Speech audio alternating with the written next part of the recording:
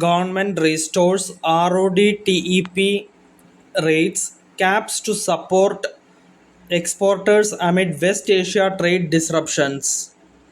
The government has restored the rates and value caps under the remission of duties and taxes on exported products, that is RoDTEP scheme for all eligible export products with effect from yesterday.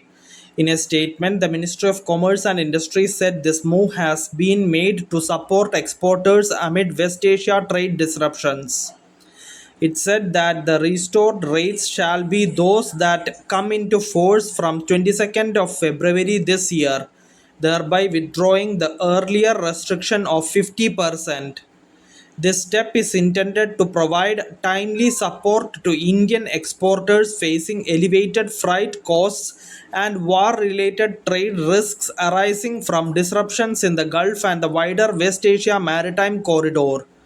The ministry also said that the decision reflects the government's continued commitment to ensuring a stable, responsive, and supportive policy environment for exporters while sustaining India's export competitiveness in a challenging global environment.